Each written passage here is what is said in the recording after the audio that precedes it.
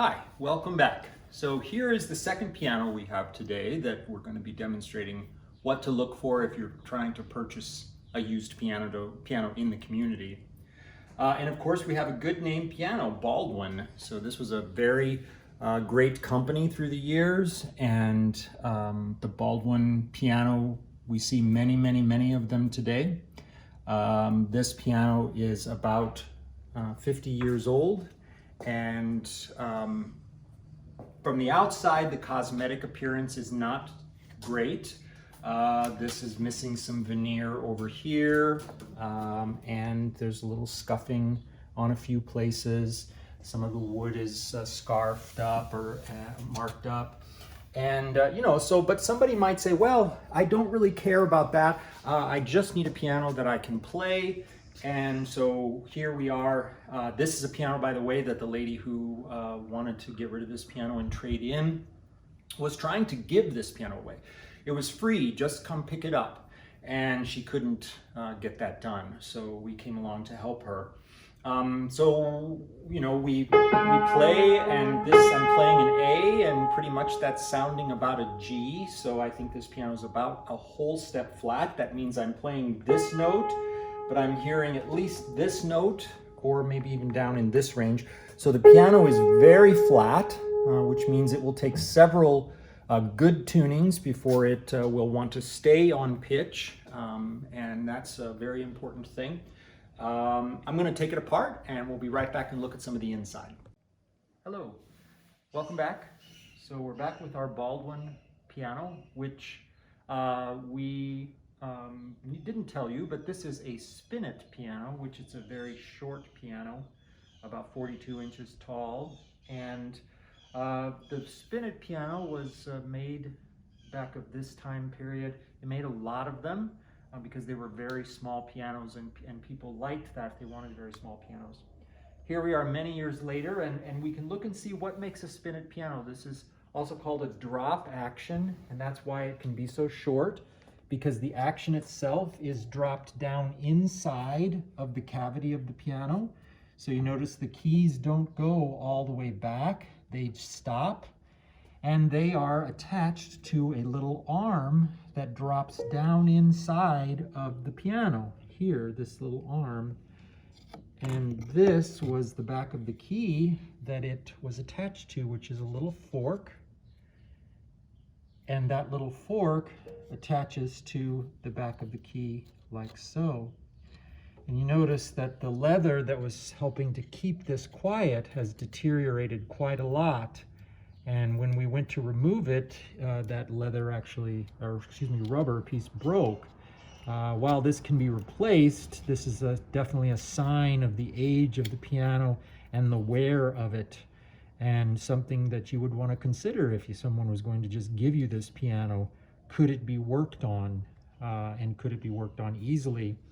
The Spinet piano actually is a very difficult piano to work on. It is dropped inside of the action. We're going to demonstrate for you in a little bit about how to pull this out and what you can see. There is the Spinet action. If you look down below, you can see that this is the drop action part of this. Here are all these little arms.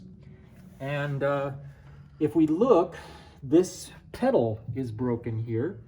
And of course, this is one of those issues that people say, well, I could probably easily have that fixed, and it can be fixed. However, we notice that inside of here, this has all broken, this attachment on the bottom of the piano here. And so this becomes a very troublesome repair because of where it's located and getting inside. And to easily work on it, the piano needs to be put on its back so that we can work on it easily and comfortably and don't have to try to crawl on the floor. We also see a lot of dust and ephemera down here. This is common to see dirt like this in a piano on the inside. Not many people want to clean inside of there or even know how to get in there to clean this piano. So here is something that would be several $100s to repair for a piano that you would get for free. We find a caster here from the front that is fallen off. This is very common, but sometimes people will put a book under here to try to keep this more stable. And then as we come back up to the piano, we can look again, and here we see a damper problem inside. And this is missing a damper right here on the inside, this one right here. And so that makes the piano, some of the harmonics, and especially this individual note, keep ringing. It doesn't stop ringing. And so that would be something that would have to be fixed. And, you know, again, something that would be a consideration. But most importantly, and quite a surprise to many homeowners, is that pianos are a harbinger place for mice. And I'm going to take a pause here and come back, and I'm going to show you on this piano something to consider. Hi, welcome back. We're here with the Baldwin Spinet Piano that we've been showing you some things that are up with this piano. In relation to if someone were to go out and buy this piano cheaply online in the local market, or someone who was going to get this for free somewhere. The reason I'm wearing this mask is this specific reason here. Underneath the keys on every piano, there is a channel here that most people are not aware of how this happens. And this piano has had at one time mice inside of it. Find droppings for this mouse here, some droppings back here, and of course this lovely whatever this is from a mouse that's probably tried to make a nest or has chewed something up. And we can come over here in the higher register of the piano and see here's some more mouse droppings. Some liquid, which may be urine. Mice urinate as they move all the time.